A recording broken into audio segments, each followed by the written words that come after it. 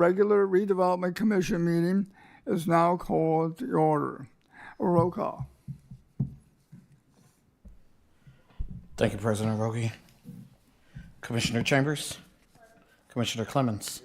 Commissioner Stalling? Present. Commissioner Washington? Present. And President Rogie. Here.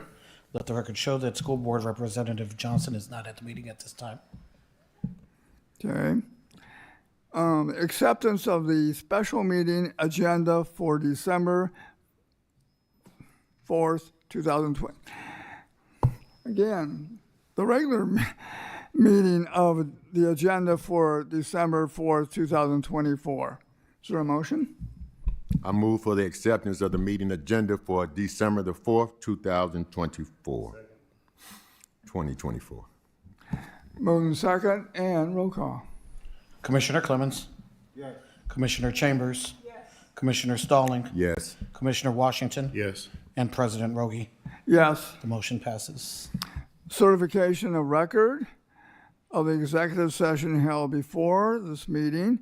I hereby certify that nothing has been discussed in the executive session held immediately before this open meeting except those items specified and listed in the notice.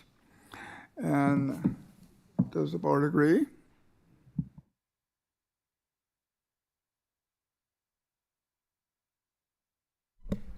Second. Motion made and second and roll call. Commissioner Clemens? Yes. Commissioner Chambers? Yes. Commissioner Stalling? Yes. Commissioner Washington? Yes. And President Rogie. Yes. The motion passes. acceptance of the minutes from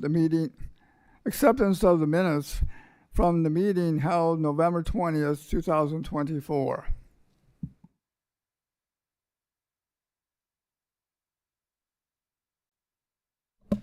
I second. Moved in second, and roll call. Commissioner Clemens? Yes. Commissioner Chambers? Yes. Commissioner Stalling? Yes. Commissioner Washington? Yes. And President Rogie? Yes. The motion passes. Okay, public comment on agenda items only. Is there anyone who would like to make a public comment on agenda items only?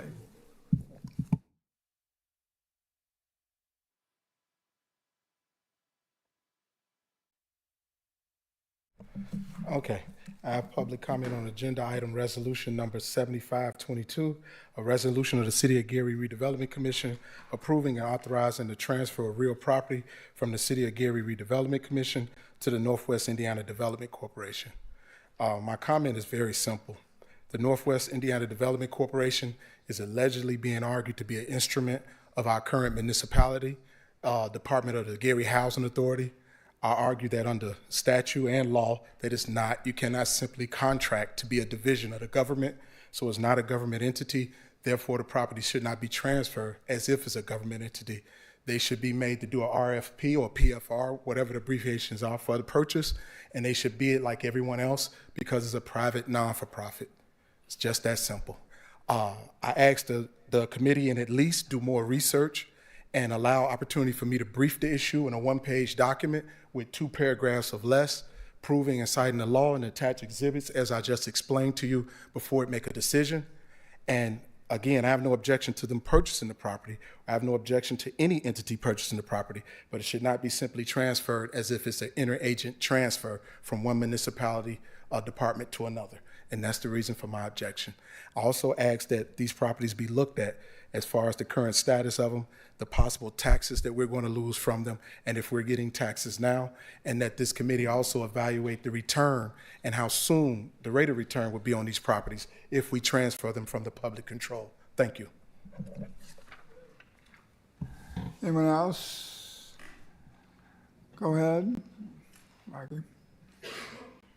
Good afternoon, Commissioners. My name is Jim Nowacki, and I'm commenting on Resolution 7515, a resolution of the City of Gary Redevelopment Commission approving and ratifying the TIF annual spending plan. TIF is tax incremental financing, and it has been a part of the tool belt for redevelopment in our city for many, many years. The issue that I bring up tonight is that we've never actually had an actual accounting for the benefit that the city has received from having probably more TIFs than any other city in our state. Matter of fact, we have a TIF in the city of Gary that's the largest in the entire state, but we also have TIFs all over the city, and we know that they collect money over the base tax rate, tax amount, and it doesn't go to our elected officials to spend and to allocate.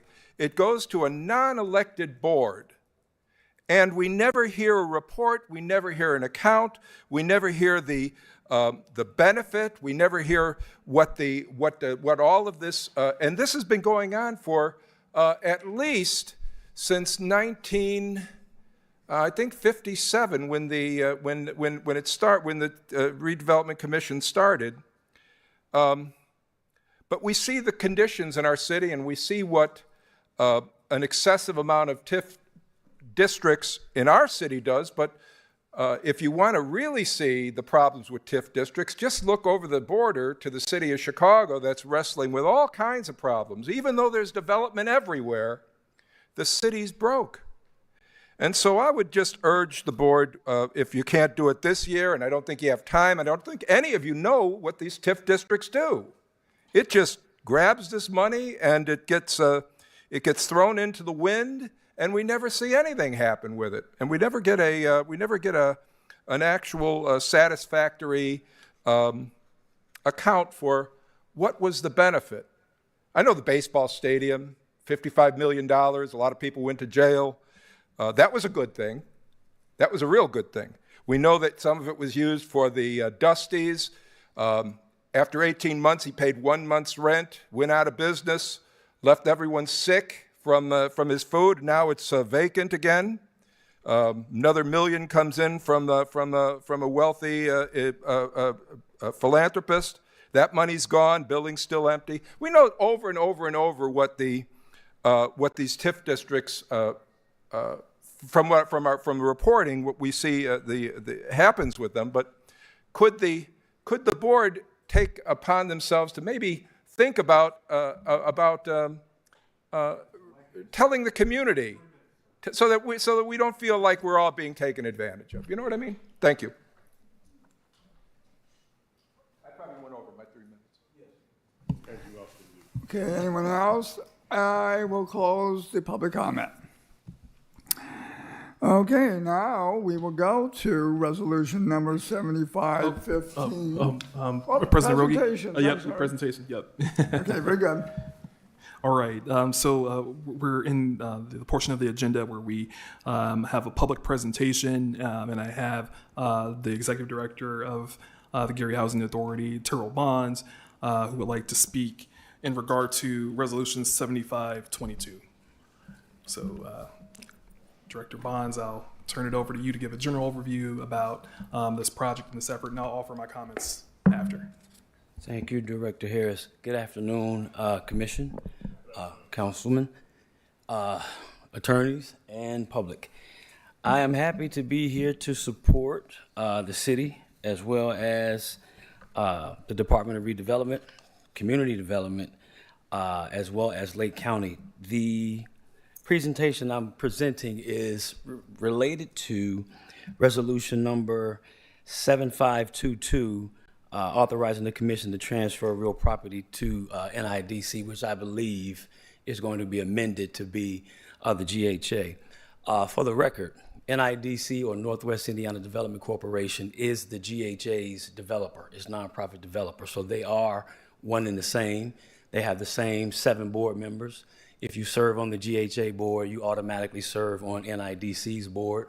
If you are removed from either board, you're removed from both. So both entities are one and the same. Essentially, in layman's terms, NIDC is more of a doing business as for the GHA. This project, however, is the brainchild of 2 administrations.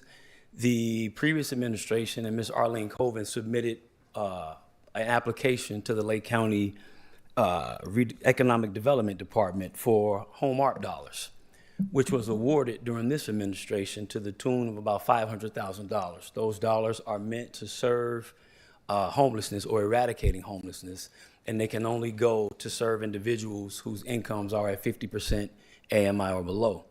At the time of the application submission, Ms. Colvin and the previous administration asked if the Housing Authority would assist in the application because we build, we manage, we maintain, and we did, and to the city and our blessing, we were awarded. So we were looking for a method to deploy these dollars for what they were used for. So this administration, Ms. Hatcher, and members of the team, Mr. Harris, came up with an idea of using those dollars to provide homes for veterans who are facing homelessness. They won't be for sale, they will be for rent. The GHA will be a part of it, NIDC will be the developer, and our intent is to submit a tax credit application to the Indiana Housing and Community Development Authority for tax credits to assist in the development. That application is due 12/31, and you do have to have evidence of site control.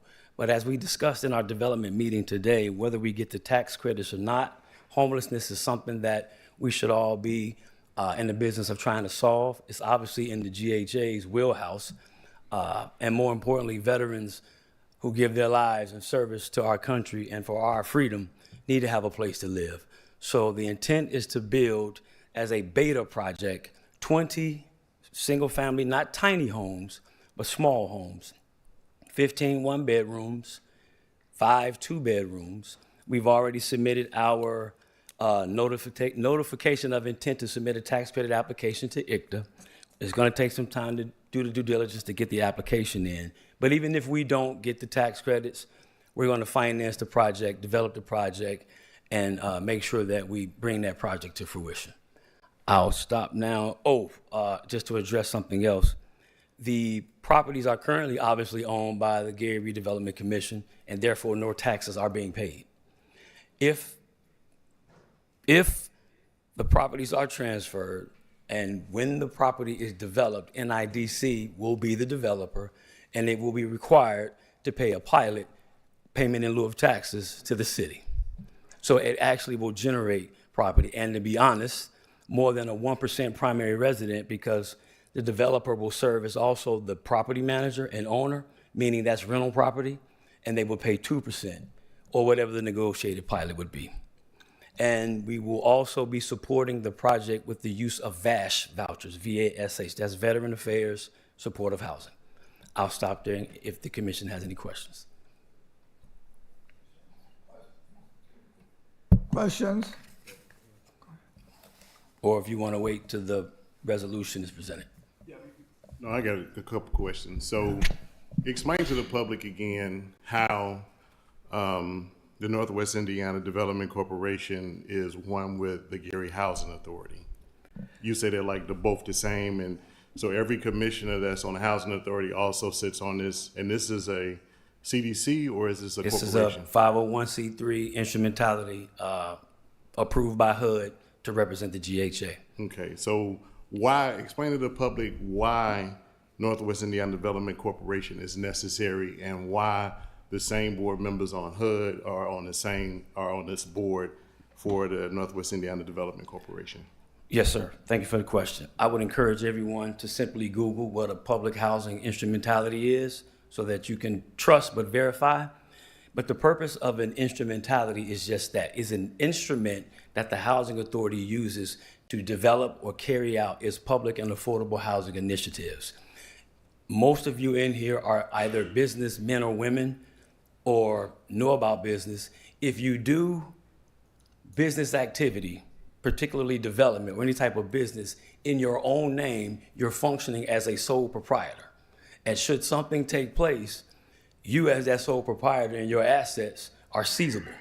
So what happens is, what most individuals do, they create a business entity, LLC, S Corp, whatever the case may be, so that they can have an arm's length distance of a transaction. So HUD does not want its housing authorities to be susceptible to lawsuits, and as such, created by federal law. It's found in the Code of Federal Regulations, CFR 5. Don't get me the line, to carry out its activities.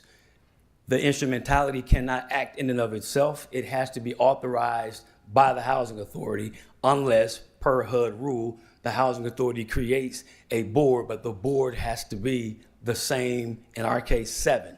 So the same 7 that carries out and authorizes GHA business per HUD regulations are the same 7 that carries out the work of NIDC, because it's taking, in effect, the agency's funding, the agency's assets, and as such, we cannot let the agency fall outside of federal government's hands.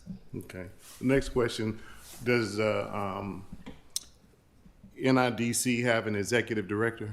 Yes, it does. Who is the executive director? According to, but the same concept, the same 7 board members on the GHA are the same 7 for the instrumentality. As such, by the bylaws, the executive director, be it me or somebody after me that serves for the GHA, has to also serve as the executive director for the instrumentality. So by law, you are the executive By director? law, I am the executive director for both. So when this project is done and rent is being paid, where does the money go, and how is NICSD going to use the money? Is there staff to manage everything? Give us that aspect and the public aspect. Very good question. Yeah. So the entity or instrumentality had to sign what's called a shared services agreement with the GHA. So what happens is, the same GHA maintenance personnel that maintains our public housing property, they actually punch out or sign out, punch into the NIDC clock, change their shirts So the shirt might say GHA on one, NIDC on the other, and they go maintain the property to ensure there's no ghost payrolling. The executive director has to do the same thing.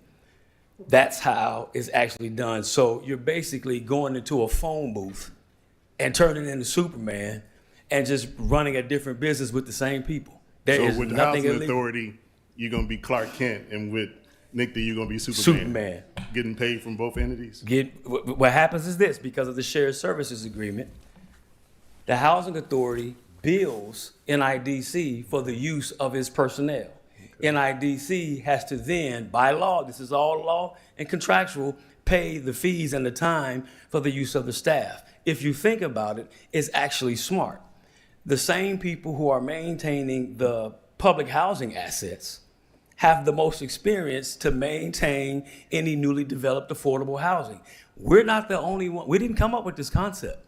This is a HUD concept. It's designed to save money and, more importantly, provide safe, decent, and sanitary housing to the community. Who else better to do it? The biggest thing, and if I could take a little bit of liberty in answering your question, this is not to speak ill of outside developers. We still welcome outside developers. But the truth of the matter is, an outside developer comes in for a for-profit fee, makes money off of the community, and leave. And they make money.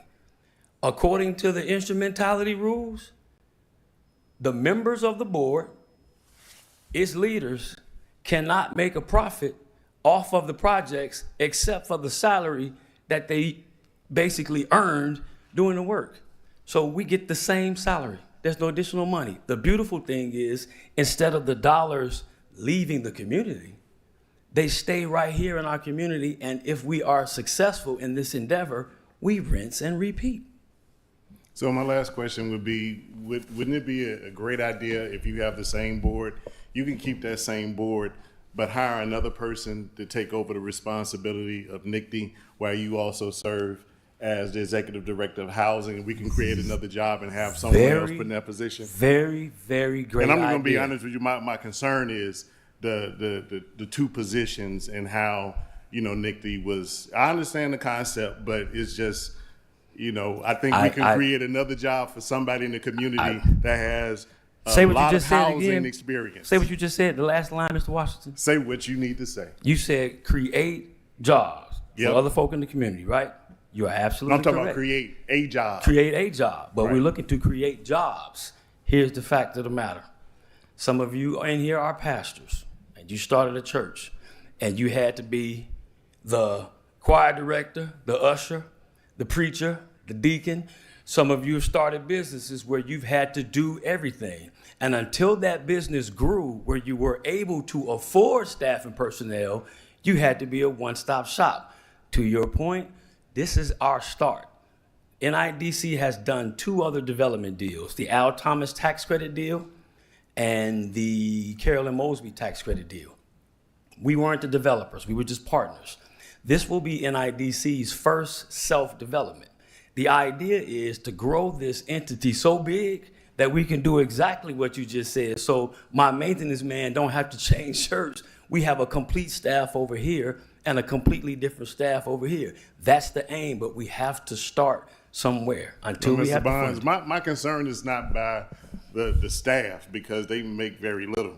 My You can hire concern a is for new the ED. executive that's making nice money. The money won't change. So essentially, whatever my salary is, because I hear what you're saying, and I'm Okay. still agreeing with you, Okay. whatever my salary is on the GHA side will be reduced by the hours that are going over here. So can you see that mathematically it balances out? There's no extra money. I get the appearance that you're saying. The idea is to grow this so you can. I would be more appreciative of your question if you said, Mr. Bonds, I'm concerned about your health and well-being and you being burned out. Well, I would, but I'm not. I don't think that you burned out. Oh, because those of us who do have a business and have ministries, we do those other jobs, but we don't get extra money for it. We get what we get. that's the same thing in this case. So what you're saying is that eventually, whatever you have with the Gary Housing Authority is going to be one salary, and you're going to split your time but you're going to eventually have the same salary. Because I can't double bill. Okay, That's- but no, but That's so correct. I guess my last question then is that after this project is complete, who owns the Veterans Complex? NIDC will own the property. NIDC will manage the property.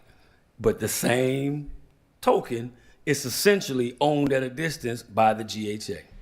So the GHA owns the land if it's conveyed. And just like a tax credit deal, you enter into a long-term lease with the developer. So the GHA will own the dirt.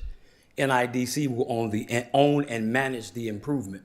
And it will be leased and managed by NIDC as well as the GHA's Housing Choice Voucher Department. Because those vast vouchers that are given by the government are still administered by the GHA. Okay. Thank you. Yes, sir.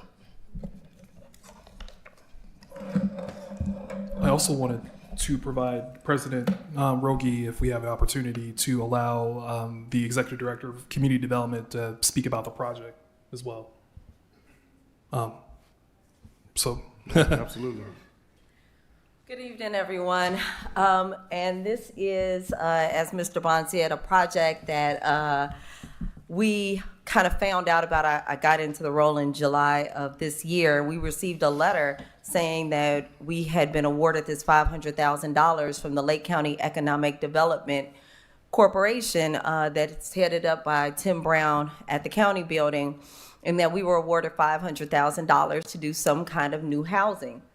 And so I called Terrell and I said, hey, we have these, Terrell and my predecessor had applied together, said, hey, we have this money, what can we do with it? How can we make things better? And one of the things that I've been trying for a long time to get done in the city of Gary is a tiny house community.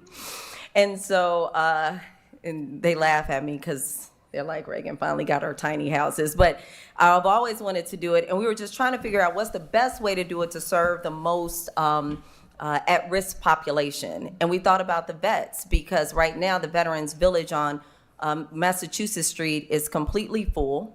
They have a wait list. And we were trying to figure out how could we continue to support these veterans. And so this project will be about 20 houses that will be adjacent to the vet village. So literally across the street at that those lots that are currently owned by Redevelopment. 20 houses will be put in a, I don't want to call it a cul-de-sac. We're kind of creating a circular home model. So the houses kind of face each other and they also face the veteran village. But they get the support of services of the vet village. They're very close. When there are food giveaways at the vet village, they can simply walk across the street and pick those things up. So it's really a project to support one of the most vulnerable populations in the community. The way that it works, though, we have $500,000. Community development has infrastructure funds. But what we were trying to figure out is how do we pay the rent for these vets? Vet Village is almost free for vets, or basically free for vets. And so that's when Terrell came up with the idea of these vouchers that come through in the same way that the Section 8 vouchers come through for low-income families or people. So it all kind of ties together, and I just wanted to get up just to say how excited we are about the project, excited about putting redevelopment, the Housing Authority, Community Development, and the Lake County Economic Development Corporation together to form a very substantial project here in the city of Gary, and we just ask for your support. Mr. President, if I may make one quick comment that I left out, there is another partner in this, and that is the VA, Veteran Affairs. Veteran Affairs is the entity that makes the referrals. They're the entity that provides the vouchers. So the residents will only be paying 30% of whatever their income is. So it'll function more like a Section 8 typical voucher. And just one last comment as I walk off. NIDC has been in effect probably 2.5, maybe 3 years. So if anybody want to pull a FOIA request, I've not been paid a dime. I've been working for free. Mr. Bond, before you walk off, the last thing that you said in your presentation is that this NIBC will be the ones who will rent it, and that the housing authority will own the dirt or the land, correct? Correct. Well, if I understand property taxes, the land is, if you own it, you don't pay taxes. So how does this NIBC pay property taxes? Because when the landowner enters into a development deal, they lease the property. As a part of leasing the property, the developer itself is responsible, if they are for profit, for paying property taxes. If they're not profit, they have to pay a negotiated pilot. So the GHA is basically saying, we're going to allow you to long-term lease this property with a reversion clause in the event that you should not honor your obligations, which I'm also going to encourage redevelopment, insert a reversion clause in the event the GHA and the developer don't carry out its initiatives. But once all of the compliance measures are met, you lease the land, you're basically, you also pay taxes on the improvement. So you're negotiating a pilot, payment in lieu of taxes, that's how. Sound familiar?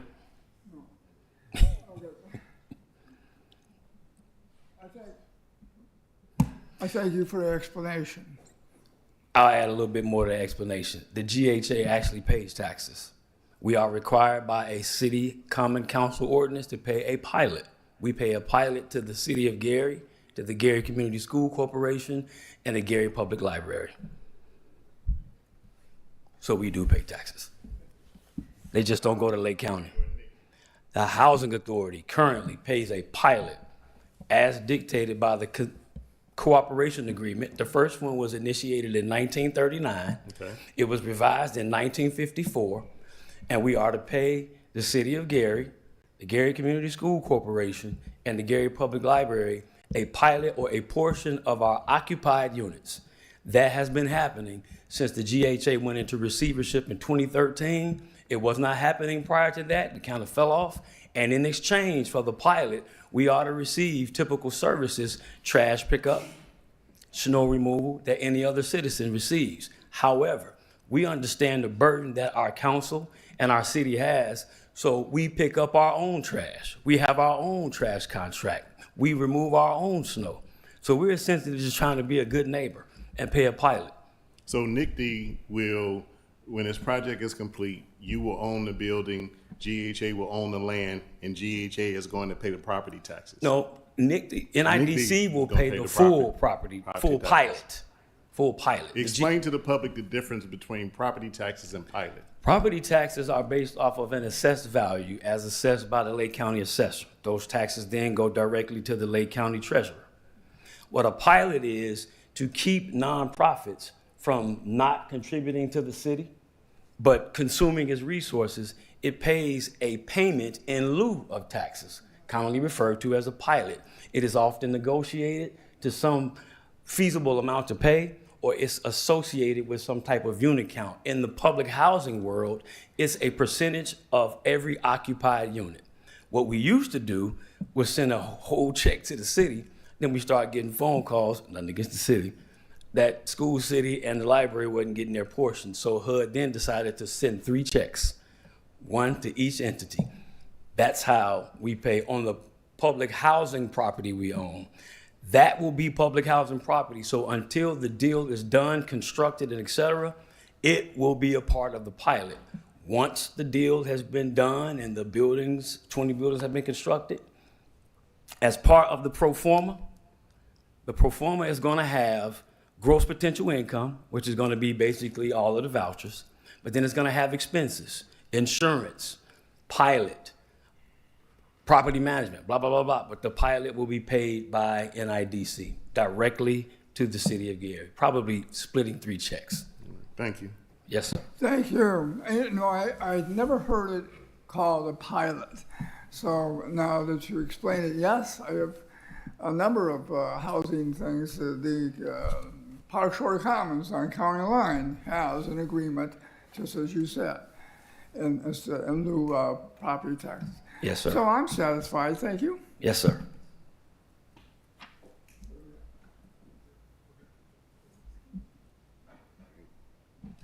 Okay, we're ready to go on to resolution number 7515.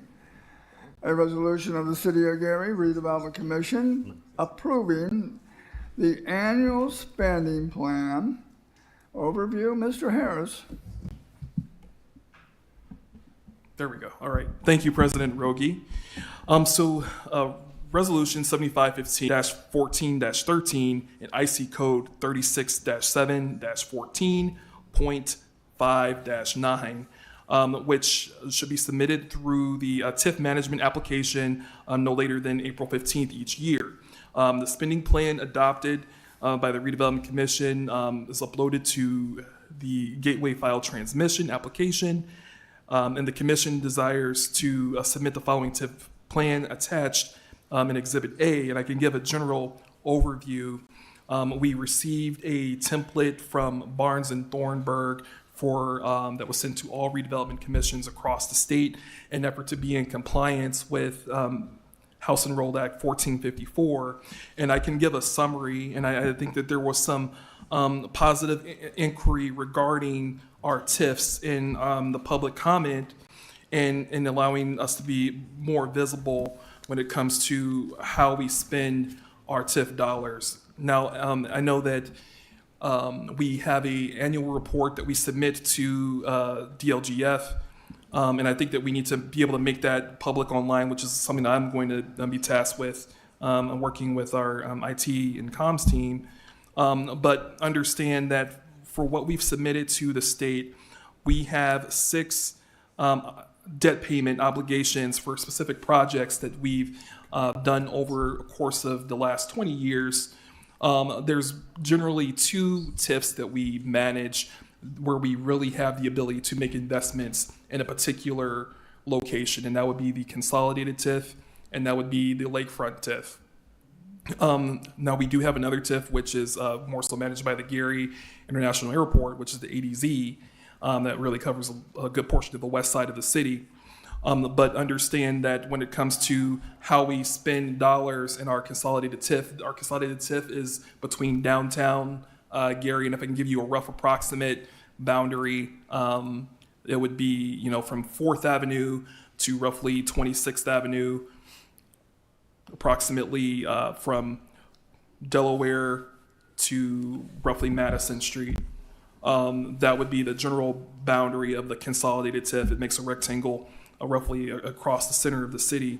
And for those services, we have the ability to offer infrastructure improvements, capital improvement projects at the Railcats baseball stadium, and other community improvement projects. So in general, annually, we spend on a habit from the commission in the past. We've been spending roughly $2 million for the consolidated TIF, for whether it be professional services or capital improvements at the U.S. Steel Yard.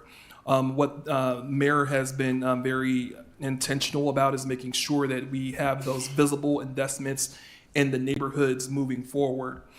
So we did make a capital improvement project in this calendar year, 2024, in the U.S. Steel Yard, and our renovations of the suite level, and offer an effort to generate more revenue as a city in the future, but also to offer renegotiation as we move into 2027 with a renegotiation of the Railcats lease. But in good faith, we move forward to be able to offer a positive space for downtown Gary as we encourage future development in the downtown core. But I can share with you that when it comes to the total debt payments that we've submitted in the annual spending plan, we have $10,377,544 of total debt payments that we have approximately per year as we amortize our debt payments for various projects that we've conducted as a city over the past 20 years. And when it comes to the capital expenditures that's required that we have to provide a dollar amount, we established that as a $2 million approximately now for the consolidated TIF. And we do have the ability as a commission to make modifications to the spending plan. But as a base, we just wanted to offer a high level view of our debt payments and what we owe for various bond payments, for projects that we've conducted as a city during the past, and then preparing for capital expenditures history of our TIFs. There are several TIFs that are going to expire at the end of the decade. And that's something as a commission that we could have conversations about. And then there's also, I've gotten requests from some council members regarding considering TIF districts in their district that are economically distressed. That being, we have no TIF in Glen Park. So understanding that we might visit that in the future. But I'm going to dive back into the annual spending plan. Again, I'm kind of getting veered off. Again, understanding our debt payments are $10,377,544.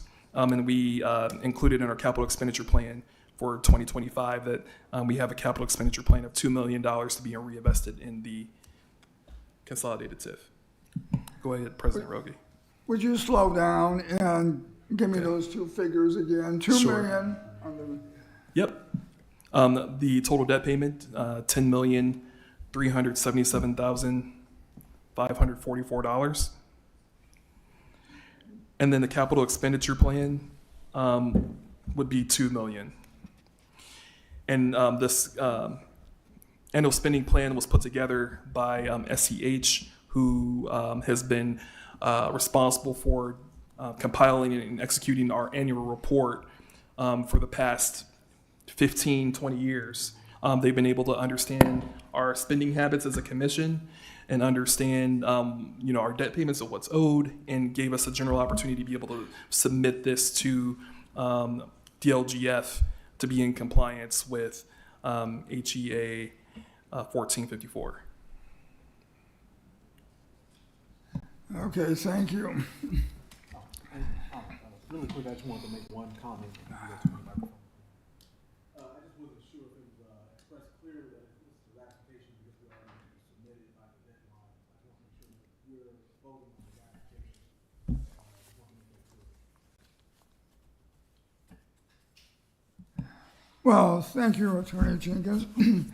But what I'm concerned with is therefore, be it resolved by the Board of Redevelopment Commissioners of the City of Gary that the President and the Secretary hereby authorize and approve the annual spending plan attached to this Exhibit A. And I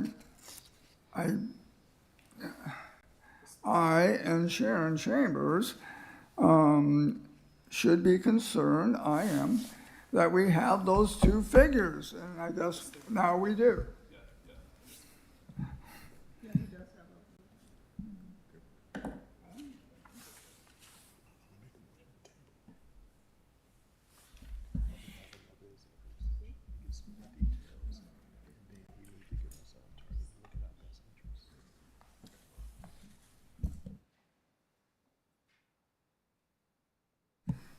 Okay.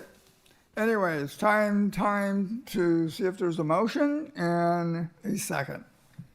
Let him confirm those figures that we were looking for. Yep. So the total debt payment, thank you. I'm gonna pass this down to you. The total debt payment is $10,377,500. Okay.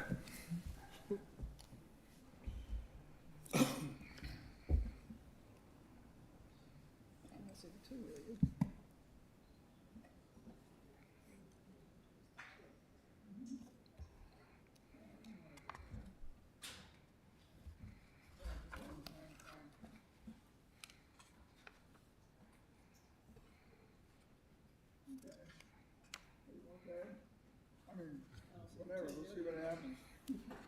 The consolidated. Here. Yeah, it's there. Yeah. Oh, there it is. All right. Yeah, I got that.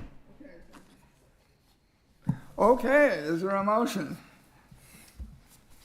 I make a motion to approve resolution 7515. Second. Moved in second. Any other discussion? And there being none, roll call. Commissioner Clemens, Yes. Commissioner Chambers, Yes. Commissioner Stalling, Yes. Commissioner Washington, 20, a resolution of the City of Gary Redevelopment Commission authorizing and approving a release of deed restriction for the property located at 2156 through 74 Johnson Street. Mr. Harris.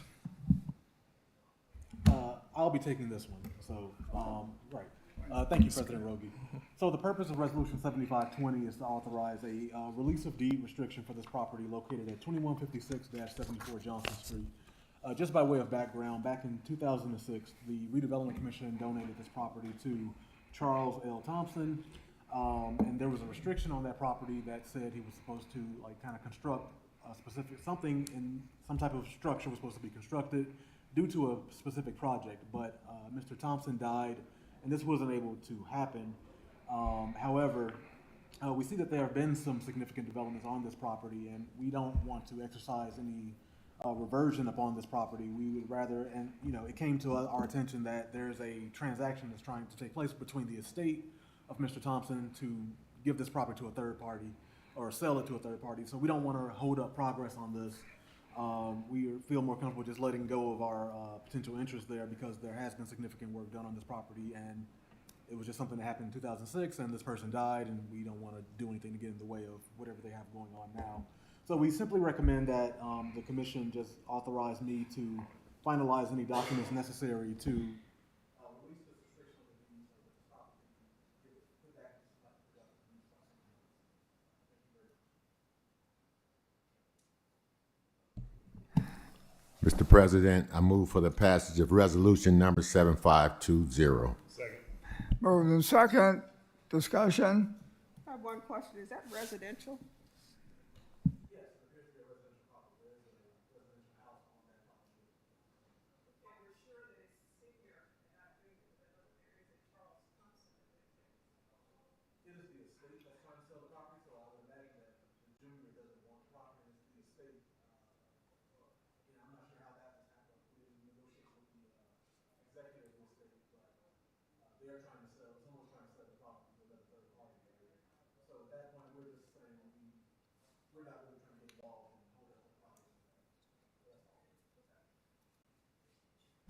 Okay, moved in second and roll call. Commissioner Clemens, Yes. Commissioner Chambers, Yes. Commissioner Stalling, Commissioner Washington, Yes. and President Rogie. Yes. The motion passes.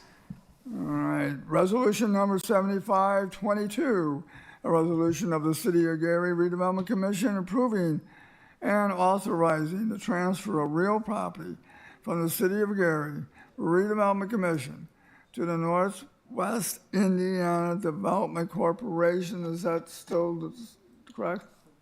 So we'd like to strike that and remove the NIDC and dispose of the property to the Gary Housing Authority.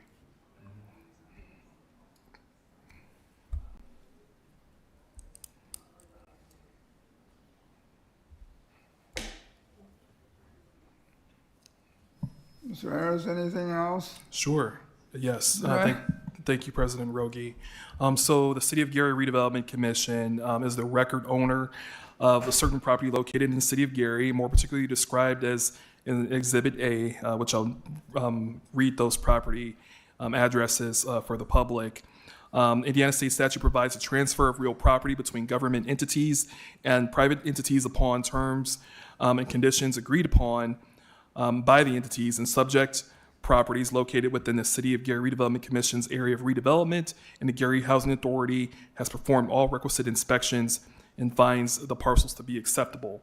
Those addresses include 705 Connecticut Street, 709 Connecticut Street, 715 through 23 Connecticut Street, 741 Connecticut Street, 745 Connecticut Street, 749 Connecticut Street, 755 through 61 Connecticut Street, 801 Connecticut Street, 817 Connecticut Street, 825 Connecticut Street, 829 through 31 Connecticut Street, 768 Pennsylvania Street, 736 through 60 Pennsylvania Street, and 220 East 8th Avenue, all Gary, Indiana, 46402.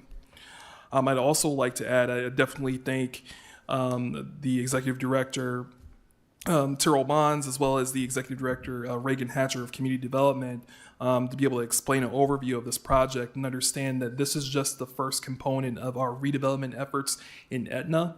This is an opportunity for us to be able to create infill development in the Emerson neighborhood, a downtown neighborhood at that. Also, in tandem with the efforts that we were working with Notre Dame and helping us execute our infill plan for downtown Gary. So this is just the very beginning. It happens to be through the mechanism, through the Gary Housing Authority, with support with the resources that community development has. Understand too that for so long we've been operating in silos and not realizing the ability and the power of working together with the resources that Reagan Hatcher has been able to identify in community development to really kickstart vertical development moving forward. So just want to make sure that everyone understands that, this is definitely something that the Department of Redevelopment supports, and that we make sure that we are able to execute in a timely fashion to be able to meet the LIHTC application deadline, which is what, again, Director Bonds had mentioned at the end of this month.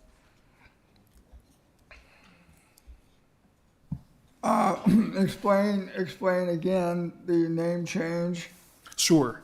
So for the resolution, I'm asking that we strike the Northwest Indiana Development Corporation and it now be disposed to the Gary Housing Authority.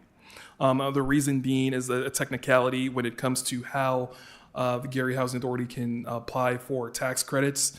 If the NIDC were to apply for the special tax credit, they'd have to compete with other non-for-profit entities in a very competitive manner, and it wouldn't be really more so guaranteed that they have the ability to be able to obtain these tax credits. But applying for these tax credits as the Gary Housing Authority gives them the ability to be able to apply in a non-competitive state for LIHTC, so we can get this project executed.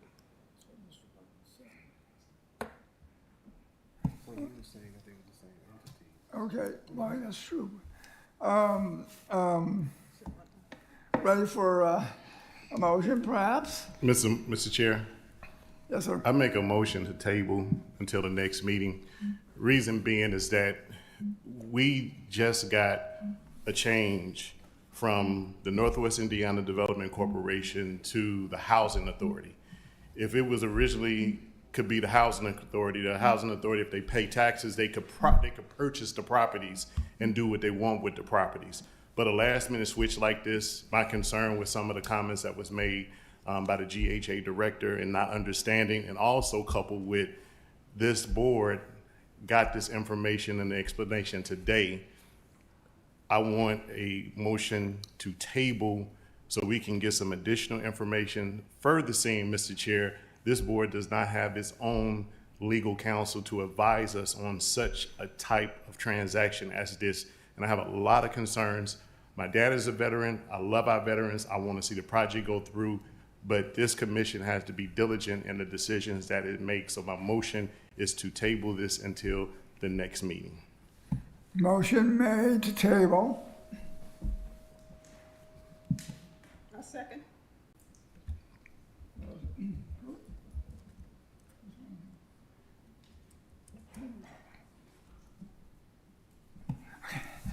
Motion has been. Okay. Okay, so resolution number 7523, a resolution of the City of Gary Redevelopment Commission authorizing the execution of a professional services contract with Smith Circus? Overview, Mr. Harris. Thank you, President Rogi. Resolution 7451, the City of Gary Redevelopment Commission has previously entered into a contract with the contractor Smith Sursick LLC. Due to unforeseen circumstances, the contractor needs additional funding as payment for services already rendered. The contract needs to be increased to $6,500. No other changes to the amount or term of the contract shall be changed at this time. And I want to just give a brief overview. So Smith Sursick has supported us in our commission in two ways. They've supported us in our Aetna demolition efforts with the unsafe building hearings that we've hosted. We've hosted at least 4 rounds of unsafe building hearings for those that we've targeted for demolition. Again, we've targeted 80 structures for demolition in that neighborhood. We were able to move forward with 40. We did have subsequent unsafe building hearings to ensure that those owners were held accountable for making sure that they got their properties back into a suitable condition. In addition to that, we've also hired Smith Sursick to help us perfect title to half of the 462 parcels that we acquired in the Lake County Commissioner's 2024 tax sale. A lot of these properties were concentrated in the Midtown neighborhood with properties that we've already had acquired to the point where we now will own whole blocks for redevelopment opportunities that we've been working for over 50 years to be able to acquire and offer for redevelopment opportunities.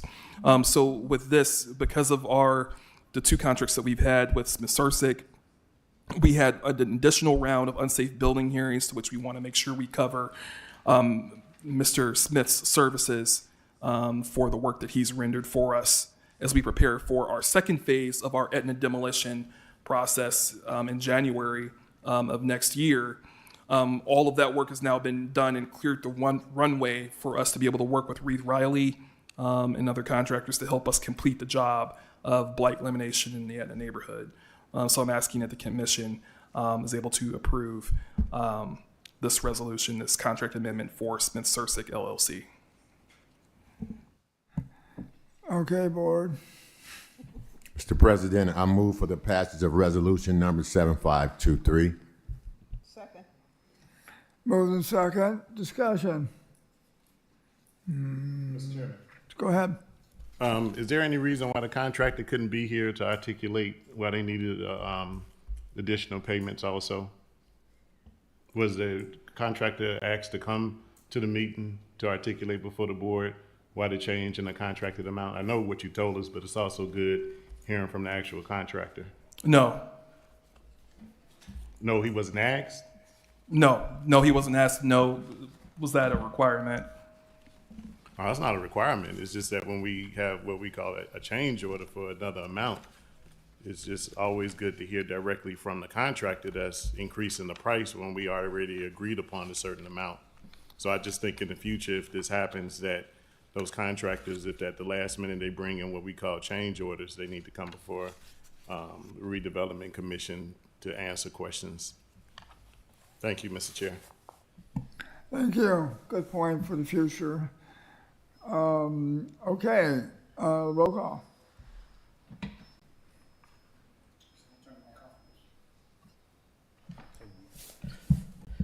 Commissioner Clemens? Yes. Commissioner Chambers? Yes. Commissioner Stalling? Yes. Commissioner Washington? Yes. And President Rogie? Yes. The motion passes. Thank you.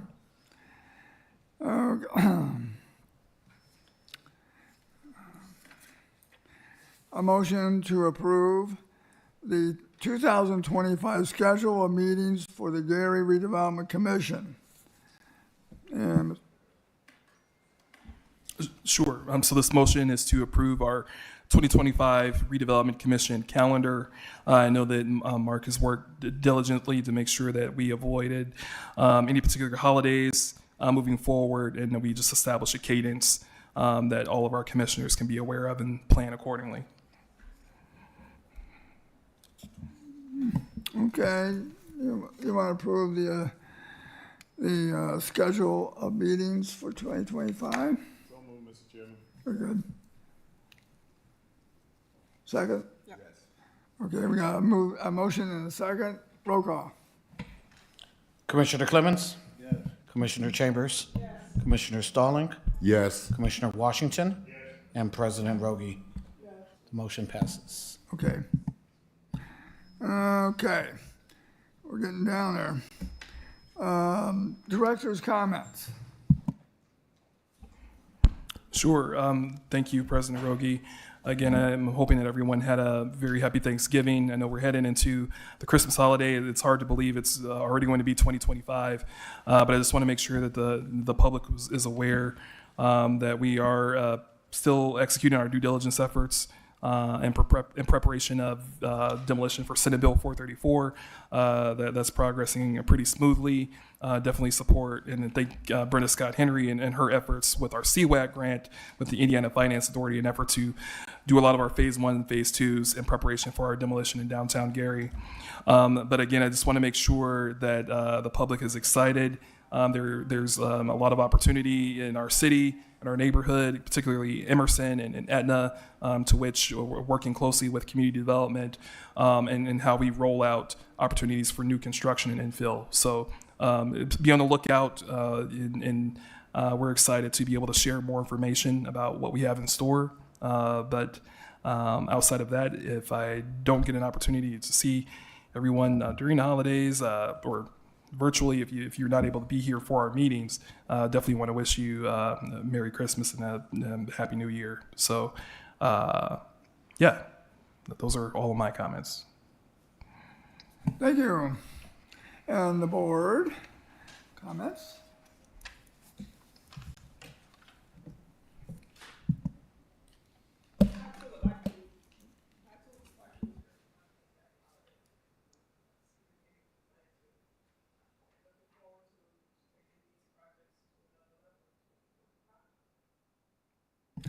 Thank you, Sharon. And I'd like to say this was a pretty good meeting.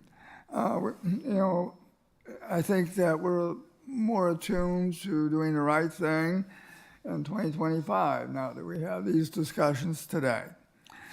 So thank you.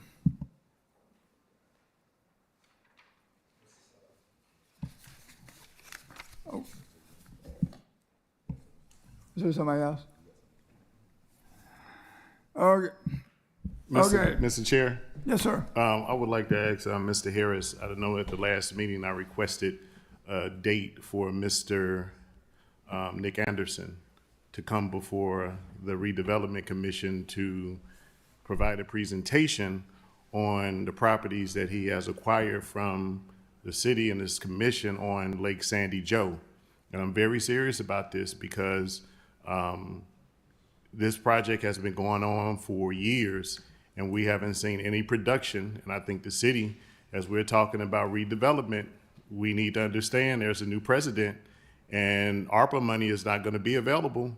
We're going to have to use our land. We're going to have to work with developers to develop our land. And Mr. Anderson has had this property on Sandy Joe for years and there is no development.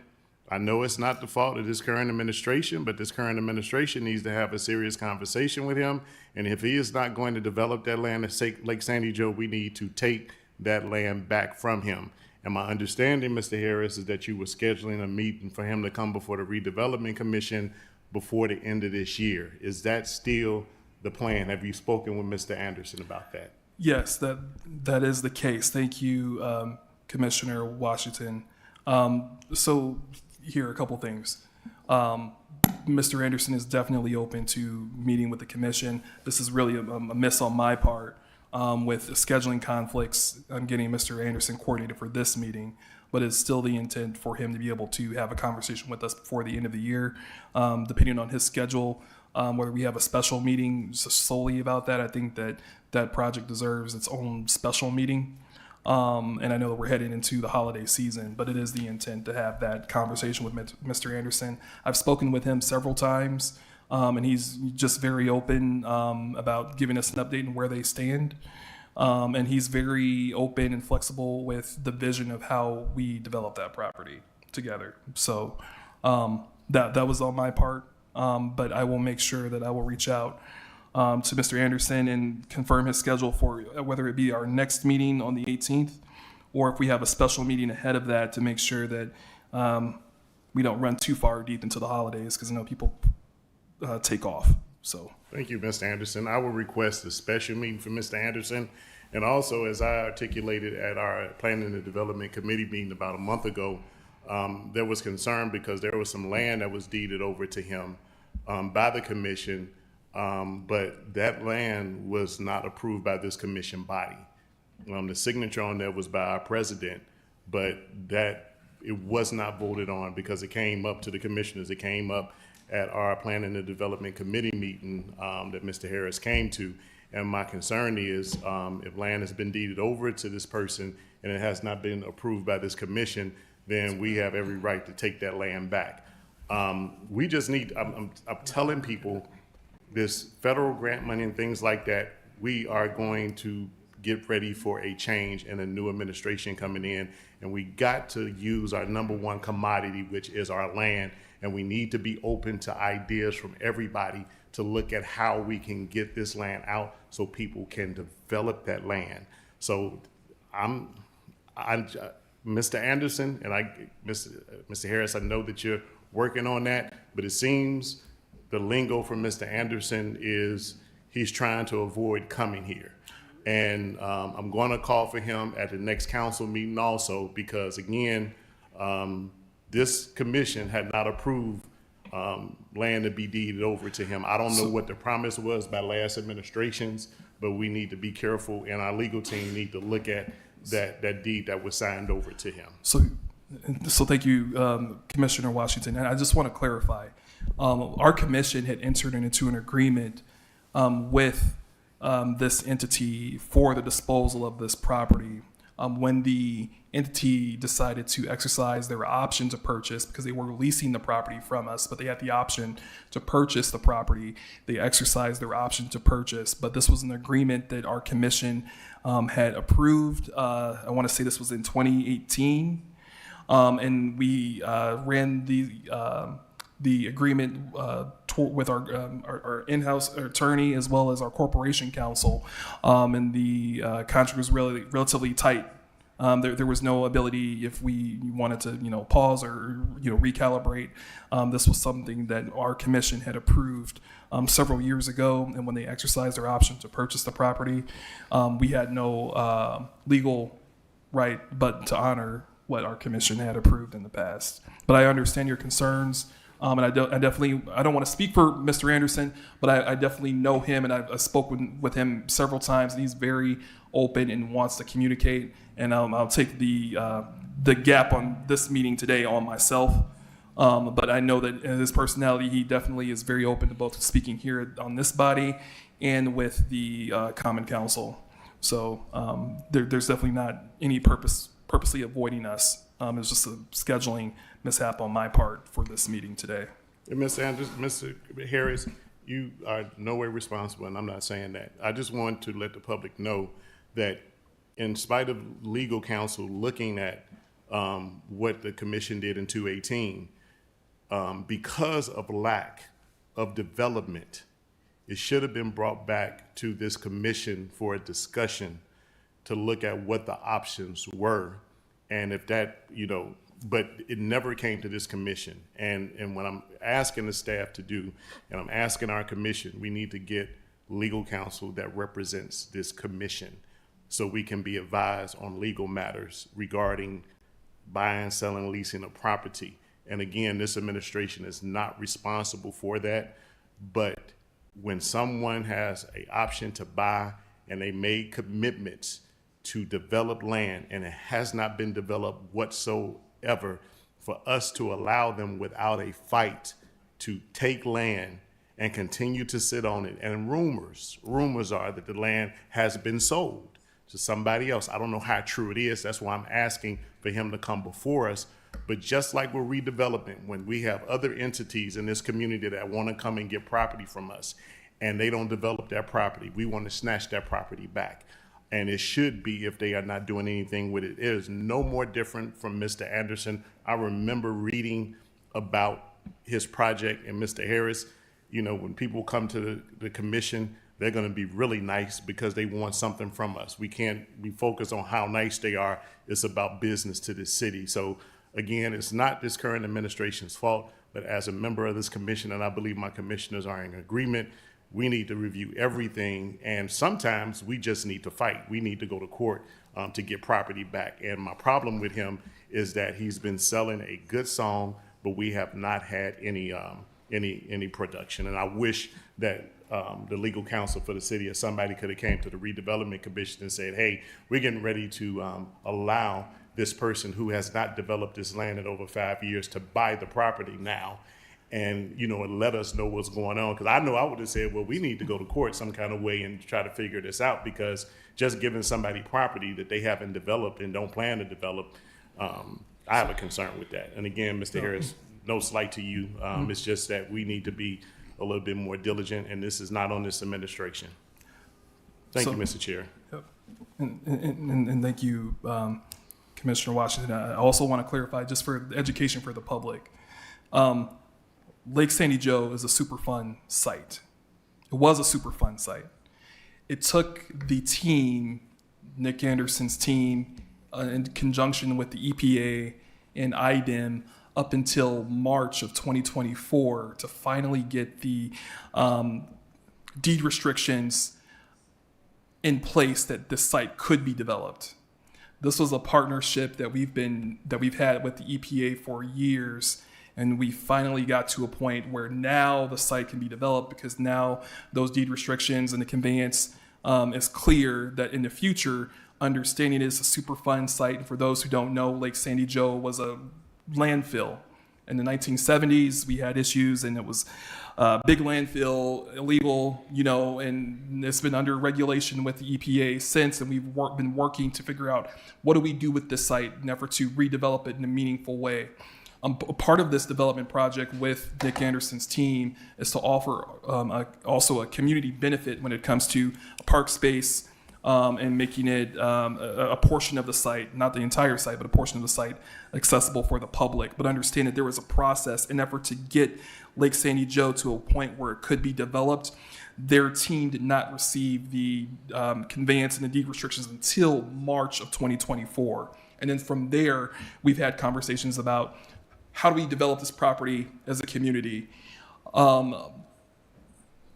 Then, Nick Anderson and their team decided to exercise their option to purchase the property and be able to put it out in the market to see, what the site could do, what bites could be had on the site. And then I think that that's a perfect segue for Mr. Anderson to be able to explain where he is now. But I do want to explain that it's not that they were just sitting on the property and nothing's been developing. They don't intend to develop. Understand that this was a large garbage dump site, a toxic waste dump site that we're looking to now offer it back into to the tax roll, now that we've finally gotten all of the deed restrictions addressed from IDEM and the EPA. So this is a process that our commission, even before us, have been working toward, and now we're finally at that point where we can have a conversation about, what do we do that's meaningful to the community, so we can start to generate our tax base and be prepared for the climate that we're headed to in the next 4 years. So just want to share that information. Mr. Chairman, I want to share some public information too, just based on what Mr. Harris said. Number one, been around for a long time with Lake Sandy Joe, and the fact that he offered to sell land to others, that's a problem. Number two, is just ironic, in March 2024, when it was cleared by EPA, now he wants to purchase the property. At that moment, it should have been an agreement put in place to say, now that this has been cleared by EPA, we need to sit down and look at, have you bought the other properties? Have you bought the other adjoining properties? What promises were made? What is the timeline? But we just give him the deed and let him buy it. And that's what I'm talking about. We have to be very careful in what we're doing, because the public also needs to know that there is a process in place. And again, Mr. Harris, I don't want to hear from you. I want to hear from Mr. Anderson. You are not a member of his team. And you try to do as the best as you can, but this board wants to hear from Nick Anderson, and he can explain to us his developments, what's been happening. I want to know other people, other entities that he asks to sell properties to, what is the holdup on the adjacent properties, why those properties have been sold, because even though the EPA has cleared it, there are still properties next to the properties that he owns that he has to try to buy. And this is just information that's in the newspaper and things like that. So again, I don't want to hear an explanation from somebody from redevelopment. I want to hear from the actual team of Ken Anderson, so there may be questions from the public. And I want to have a complete session strictly with Nick Anderson and what he's going to do. And I want the public to be able to ask him directly so his team can articulate what's going on. I have a question for information purposes as well. Has Mr. Anderson, I do not know this gentleman, has he come to the council for the things that we want him to come to us for? Has he come to the council for that? Has he been extended? You know, I'm asking for Mr. information. Stalin, at that Planning and Development Committee meeting that Mr. Harris spoke at, I publicly asked for Mr. Harris to contact Mr. Anderson to have him appear before the Gary Common Council and Redevelopment.